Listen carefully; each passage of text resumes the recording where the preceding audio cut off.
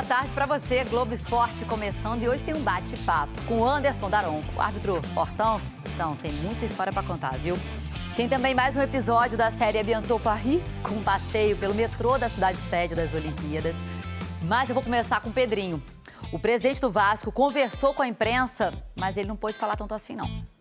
A entrevista era importante e prometia ser longa. Desligar o telefone.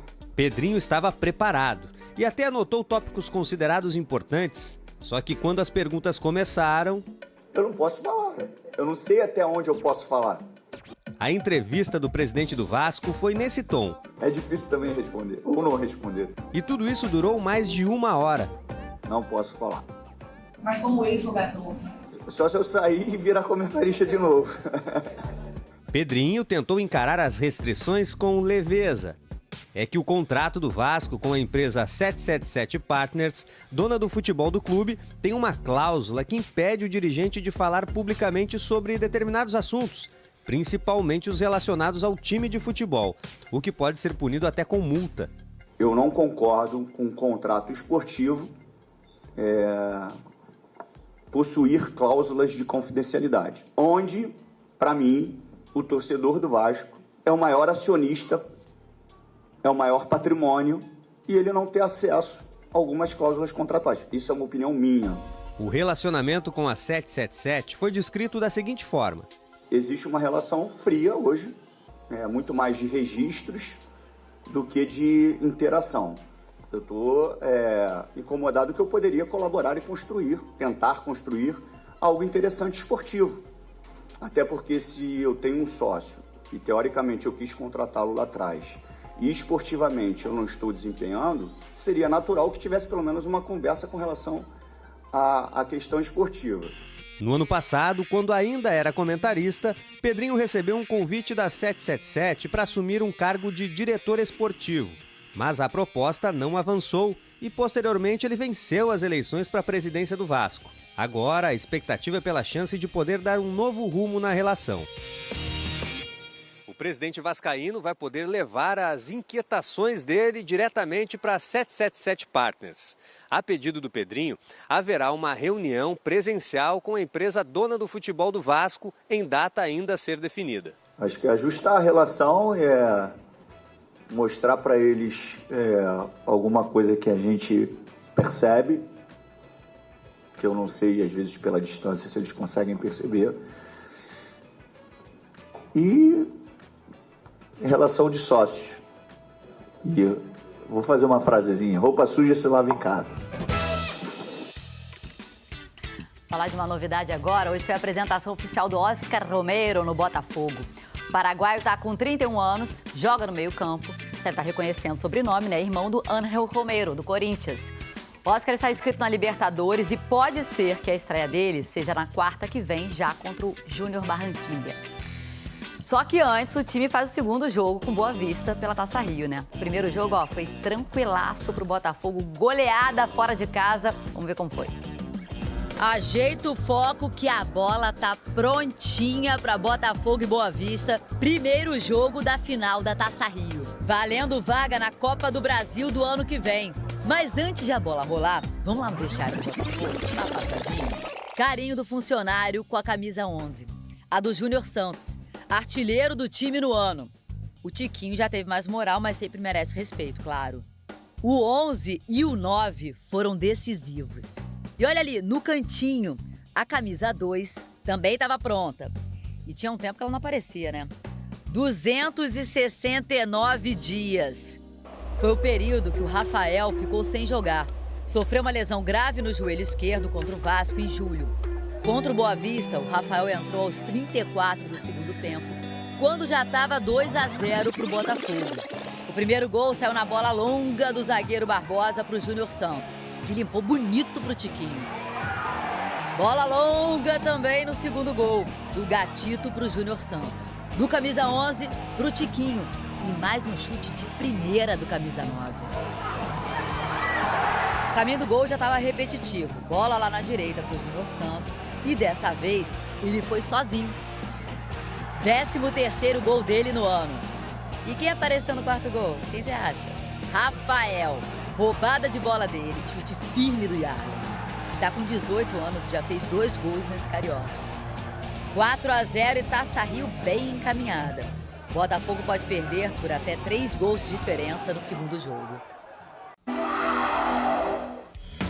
Teve até fila para dar aquele abraço no Fernando Diniz. O técnico do Fluminense completou 50 anos ontem e comemorou trabalhando. O foco é no jogo de quarta-feira contra o Alianza Lima, no Peru. A estreia do time na Libertadores vai ser sem o jogador que fez o gol do título no John Kennedy. E o lateral Diogo Barbosa foram punidos com 2 jogos de suspensão por terem sido expulsos na Recopa. E também não vão enfrentar o Colo-Colo do Chile no dia 9 de abril. O Keno é outro que deve ser desfalque na estreia porque continua tratando uma torção no tornozelo esquerdo. Ganso e Marlon são dúvida porque os dois vêm sentindo dores na perna direita. Por outro lado, Germancano e Douglas Costa estão recuperados de problemas médicos e devem estar à disposição. André e John Arias estão de volta depois de defenderem as seleções do Brasil e da Colômbia. O agora cinquentão Fernando Diniz ainda vai comandar mais 3 sessões de treino até o embarque para Lima na segunda-feira. Tempo para ajustar o time e compartilhar aquelas lições que a maturidade traz. Eu nunca acho que o Fluminense favorita nada. O Fluminense é um time que a primeira coisa, a base do time, é um time que tem que ter fome, um time que tem que ter humildade e saber respeitar os adversários. Daniel Alves compareceu pela primeira vez ao Tribunal Superior de Justiça da Catalunha após ter conseguido a liberdade provisória, graças ao pagamento de uma fiança de 1 milhão de euros, equivalente a cerca de 5,5 milhões de reais. Daniel Alves foi condenado a 4 anos e 6 meses de prisão por estupro de uma mulher em Barcelona em dezembro de 2022. Como condição para permanecer em liberdade provisória, ele precisa se apresentar ao tribunal toda sexta-feira. Mas como amanhã é feriado de Semana Santa, ele se apresentou hoje, acompanhado da advogada Inês Guardiola. Daqui a pouco tem as notícias do Flamengo, porque sábado tem o primeiro jogo da final do Carioca contra o Nova Iguaçu. E na semana que vem, aí tem estreia na Libertadores na Colômbia. E eu vou te levar para fazer um passeio pelo subsolo da cidade sede das Olimpíadas. Vocês lembram? Essa discussão do Cristiano Ronaldo com o Daronco ficou famosa, né? Foi ano passado, pelo Campeonato Saudita. No quadro Abre Aspas do GE. Globo, o árbitro falou desse episódio e também de outras curiosidades da carreira. É isso? Vocês estão querendo brigar comigo aqui? Anderson Daronco. Aos 43 anos, o árbitro chama a atenção pela forma física. Não sei por que curiosidade que as pessoas querem saber quanto que eu levanto supino. Atualmente, ele é um dos árbitros mais experientes do futebol brasileiro. Já são muitos clássicos no currículo. Cartão vermelho. Eu já pitei todos os clássicos do futebol brasileiro, todos. Mas tem um que é diferente. Grenal nunca é fácil. É o pior de todos. Já começa a pressão aí em cima do Daronco. A temperatura do clássico já começa lá em cima. O Grenal mais polêmico da carreira do árbitro foi um de 2016. Daronco não viu a cotovelada do William do Internacional no Bolanhos do Grêmio. O jogo terminou 0-0, mas o lance causou uma fratura no rosto do equatoriano. O árbitro marcou a falta de ataque, marcou a posse de bola para o Internacional. Não foi algo que somente eu não vi, sabe? Sim. Foi algo que todo mundo que estava no estádio não via, era uma época sem VAR. Mas eu não fiquei marcado, por isso que as pessoas entenderam que foi um lance que não tinha realmente como ver. Em setembro, Daronco apitou o jogo entre Al Nassr e Al Ahly na Liga Saudita. E uma cena de discussão entre ele e o Cristiano Ronaldo ganhou destaque. Isso até virou um meme, né? O Cristiano Ronaldo briga com o Daronco. Ele protestou uma situação lá e felizmente eu estava certo também na minha tomada de decisão. Daronco conferindo os últimos detalhes. Daronco também foi árbitro numa partida com Messi em campo. Até então tinha sido uma das maiores atuações dele com a camisa da seleção argentina e que era um jogo recheado de pressão, que a Argentina foi jogar contra a seleção do Equador lá na altitude, na última rodada das eliminatórias, e tinha que vencer para ir para a Copa. Tentativa do Equador, olha a chance equatoriana! Gol do Equador! O mundo inteiro de olho nesse jogo, porque tu imagina o Messi não indo para uma Copa do Mundo, o povo brasileiro assistindo secando e botam um brasileiro lá no meio da fogueira, vai lá, meu. Sem VAR, sem nada, a gente tinha que fazer um jogo extremamente limpo e foi um dos grandes jogos que eu tive a oportunidade de apitar na carreira e confesso que eu estava ansioso. Eu tive muita dor de barriga antes do jogo começar. O Messi estava mais tranquilo. Fez os 3 gols da vitória que classificou a Argentina para a Copa de 2018. Sempre melhor quando o brilho do jogo fica com o jogador. O árbitro ele é visto muitas vezes como um anti-herói, né? Como um vilão do futebol. O futebol ele acontece apesar do árbitro. O árbitro ele não é um ser humano que ele cai de paraquedas lá no centro do campo, senão hoje eu vou apitar esse jogo aqui, depois que eu apito eu sou abduzido e sumo do mapa. Não, uma pessoa como qualquer outra e a gente também tem muita história para contar aí.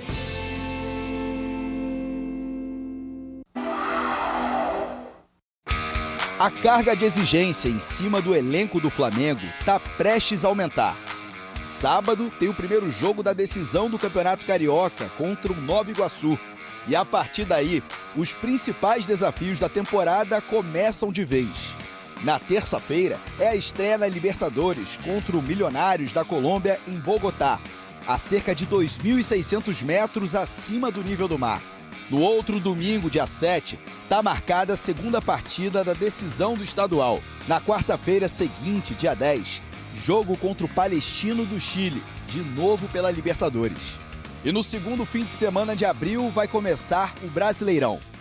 Para encarar essa sequência, o Flamengo aproveitou a paralisação da data FIFA para reforçar a preparação da equipe. Mais um pouquinho! A atenção com a parte física é grande. O objetivo principal é evoluir em termos de potência e velocidade. Sempre pensar em evolução. Para o primeiro jogo da final do Carioca, o técnico Tite espera contar com Éric Pulgar, que foi cortado dos amistosos da seleção do Chile por causa de dores musculares. E para a Libertadores, o Flamengo incluiu Gabigol entre os inscritos. O atacante está suspenso até abril do ano que vem por tentativa de fraude em exame antidoping. Mas o clube tem a expectativa de conseguir um efeito suspensivo para liberar o jogador. Setembro de 2021. O Fábio Carille estava chegando no Santos pela primeira vez. Mas 5 meses depois, o técnico já estava de saída. Ele foi demitido com um aproveitamento de menos de 50%. E na época, a torcida do Peixe criticava muito o treinador. Só que agora o Carille está de volta ao Santos e o time está, voando. E nenhum torcedor quer admitir que pegava no pé do técnico. Carille, nunca critiquei, né? Não. E vou falar pra você que eu nunca critiquei. Nunca critiquei. Não tô acreditando, não. Né? O Carille agora é só elogios. Ele veio, arrumou a defesa, era um problema que o Santos estava tendo recorrente. Vamos que vamos, Carille veio para ficar. Só tenho que agradecer essa confiança, que eles continuem acreditando que a gente está trabalhando muito aqui para buscar nossos objetivos do ano. O trabalho do Carille no Santos está dando resultado. A semifinal do Paulistão contra o Bragantino foi no estádio do Corinthians. E o Santos saiu na frente com o gol do Joaquim. E o 2-0 veio ainda no primeiro tempo. Pedrinho cruzou na medida para o Guilherme ampliar. Na volta do intervalo, o Bragantino diminuiu o placar com o Eduardo Sacha. Mas o Santos segurou a pressão. Fez 3-1 na cabeçada do Juliano para garantir a vitória e depois de 8 anos chegar à decisão do Paulistão. E já que estamos na final, vamos brigar por esse título, né? Quartas de final da Superliga Feminina. O Flamengo foi a São Paulo enfrentar o Barueri. E logo no começo... Erro de ataque do Sesc Flamengo, o primeiro ponto é do Barueri. E a Sabrina fazendo algo que o Bernardinho odeia, cometer erros desnecessariamente. E quem gosta, né? Mas depois deu tudo certo. E o Bernardinho pôde ficar tranquilo, com o coração em paz. O Flamengo venceu por 3-1 e vai para o segundo jogo em casa. Se vencer, garante a classificação para as semifinais. No outro jogo da noite, Osasco e Pinheiros. E o Osasco conseguiu uma vitória tranquila em casa. Será que termina agora? Lorene! O Osasco faz 25-21.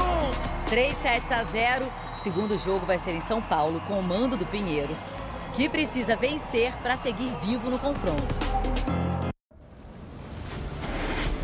Vamos fazer uma outra viagem. Uma viagem pelos trilhos que conectam a cidade-sede olímpica.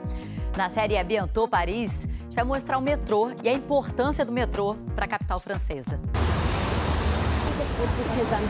Ele faz parte da paisagem de Paris. Seja pelos letreiros estilosos e característicos, pela arquitetura de algumas estações que se tornaram marca da cidade no início do século XX, ou simplesmente porque está em todos os cantos e na rotina das pessoas. No Bientôt de hoje, a gente vai sair das ruas para entrar no subsolo de Paris, para contar a história do metrô parisiense, que é tão importante para essa cidade, e a ligação que existe entre ele e as Olimpíadas, do passado e dessa nova edição que está para começar. On y va!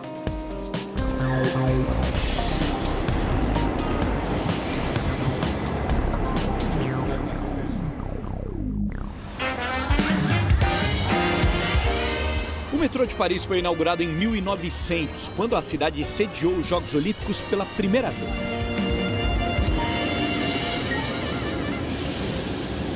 Alguns trens são tão antigos que as portas, ainda são de manivela. Hoje o metrô atende toda a cidade e região metropolitana. São 14 linhas e 308 estações. É possível ir de metrô para qualquer ponto de Paris. Ele faz parte do dia a dia de toda a população. Essa senhora conta que nunca teve carro em mais de 40 anos na cidade. Ele é indispensável e é preciso decorar todas as linhas. O metrô é uma instituição de Paris. E é por isso que algumas estações são exemplos do gosto dos franceses por cultura e história. Como a Estação Bastille, fica no lugar onde começou a famosa Revolução Francesa em 1798. Os painéis contam a história da revolta popular que tirou a monarquia do poder para instaurar a república pela primeira vez na França. Eu, particularmente, gosto muito dessa estação aqui, a Assembleia Nacional, que é a Câmara dos Deputados da França. Ela é toda decorada com palavras que são importantes para o sistema político francês, como democracia, sobretudo, direito ao voto. A estação Arrêt-Métier é considerada a mais bonita. Tem até uma estação museu, a do Louvre. Apesar da correria típica de uma linha de metrô, nessa estação aqui vale ter um pouco de calma para poder observar as obras do museu mais famoso do mundo.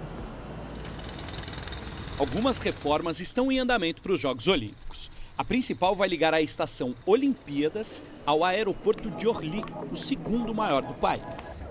Provas e eventos vão acontecer em espaços públicos da cidade. Muitas ruas estarão fechadas e os organizadores não querem que o carro seja uma opção para ninguém.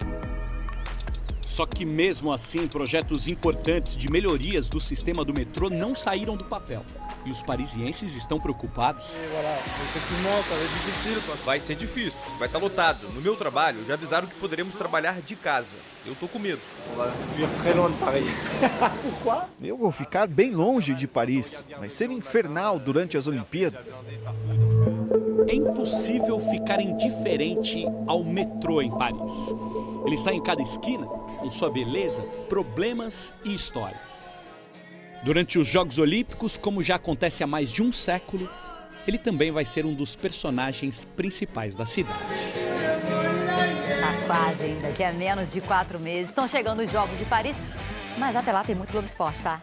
O cara tá voando em campo. Tem sido um dos principais jogadores do time na temporada. Elogiado pela torcida, tá de bem demais com a nação. É o terceiro jogador que mais entrou em campo no ano e ainda um dos artilheiros da equipe. Mas calma, que eu não tô falando de nenhum meia ou atacante, não. Eu tô falando do nosso zagueirão Léo Pereira.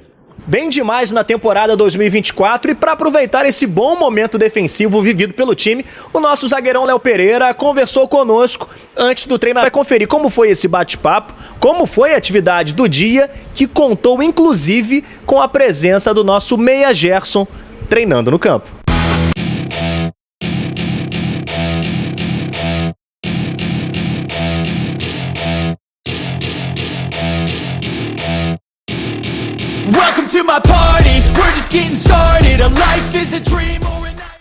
Sábado teremos os primeiros 90 minutos de Flamengo e Nova Iguaçu pela final do Campeonato Carioca. E o Léo Pereira falou sobre como o time aproveitou esses dias de data FIFA para se preparar para a decisão. Com certeza essa pausa aí foi importante para dar um descanso para o corpo, para a mente. Creio que a gente pôde alinhar alguns detalhes que a gente vinha pecando durante as outras partidas. Então creio que foi importante e a gente poder também analisar o adversário, que com certeza merece todo o respeito pela grande campanha que vem fazendo até então. A gente vai entrar com muito respeito por eles, mas se impondo como Flamengo. 3 gols na temporada, integrante de uma defesa que não sofre gols há 11 jogos. Como tem sido trabalhar com tanta coisa a favor acontecendo, hein, Léo? Bom, a gente sempre tenta manter os pés no chão. O Tite também sempre vem nos alertando que quanto mais exibições boas a gente tem, mais a gente tem que aprimorar os detalhes do campo. Então a gente tem que ter um mental muito forte para que a gente possa chegar a cada jogo, mostrar aquilo que o torcedor quer, aquilo que a gente quer desempenhar dentro de campo, que é um bom futebol, e que a gente possa estar com o mental forte para vencer essas partidas. Low, you can still go. Even when you feel slow, you can still go. Even when there's no hope, you can still go. I never answer to no, man, I still go. Go, go, go, go, go, go, go, go, go, go, go, go, go, go, go. Hustle hard, hustle every single day. I'll be making moves till I'm buried in my grave.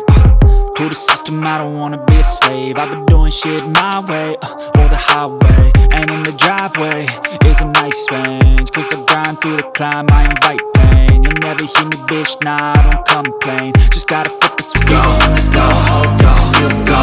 I never answer, no, no, I still go.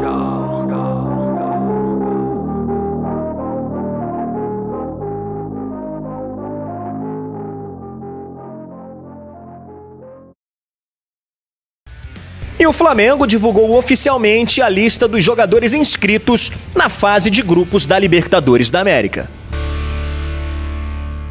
É isso, nação. Tá chegando a hora e a gente vai ficando cada vez mais ansioso. Mas sábado tem Flamengo e Nova Iguaçu no Maracanã, primeiro jogo da grande decisão do Campeonato Carioca. A gente vai ficando por aqui. O Flá TV é mais Flamengo pra você. Bora, porque também tem decisão do Campeonato Estadual aqui no Rio de Janeiro.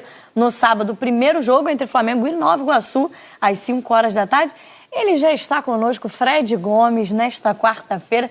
Ele que acompanha o dia a dia, sabe tudo do rubro-negro e tem informações pra gente dessa decisão. Fredinho, boa noite pra você, meu amigo.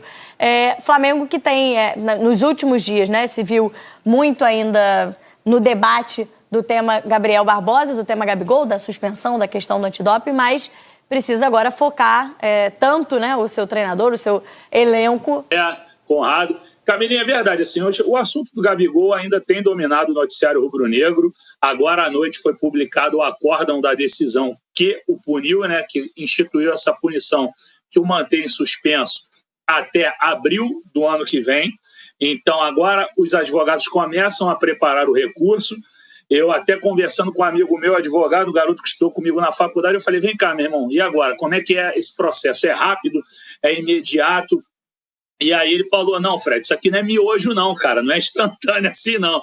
Vem um documento em outro idioma, você tem que traduzir tudo isso para depois sim você entrar com o pedido. Então a tendência, pelo que eu apurei também junto a fontes, é que o recurso e o efeito suspensivo que a defesa do Gabigol irá pedir aconteça somente na semana que vem. Então, esse assunto de Gabigol hoje não tem mais muita novidade. Assim, a torcida do Flamengo não terá uma boa notícia no final de semana, nem durante essa semana, provavelmente, porque a defesa ainda prepara o efeito suspensivo e depois ainda você requer um tempo ainda da questão da apreciação desse pedido, se ele vai ser acatado ou não, e a posterior marcação do julgamento, que avaliará o recurso da defesa do Gabigol para ver se a defesa conseguirá ou não a absolvição do jogador. Camilinha, quer falar de bola até o da final?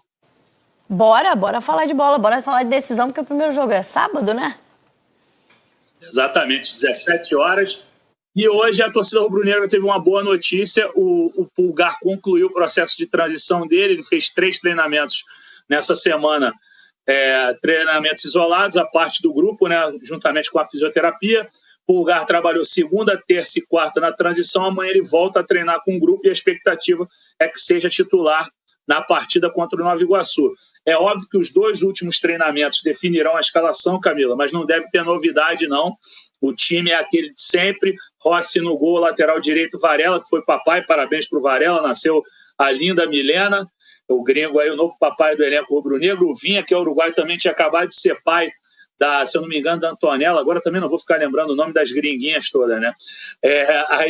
Para esse fim de semana, eu imagino que a torcida não vai ficar chateada com o Igor Jesus ganhando mais uma oportunidade, que veio muito bem, o menino da base, campeão pan-americano com a seleção brasileira, já ganhando seu espaço também com o Tite. Agora, vai depender também dos jogadores em campo, né?